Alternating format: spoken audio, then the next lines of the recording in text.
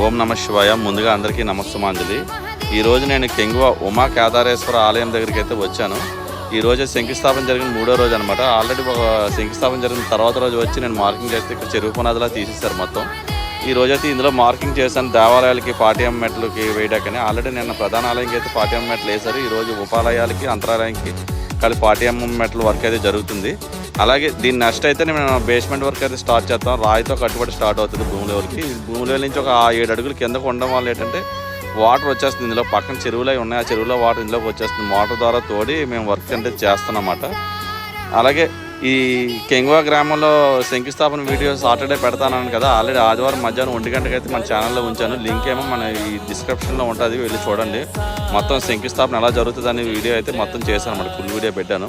అలాంటి ఇటువంటి వీడియోలు మీరు చూడాలనుకుంటే ముందుగా మన ఛానల్ సబ్స్క్రైబ్ చేసి, లైక్ చేసి, షేర్ చేయండి. Please support my channel.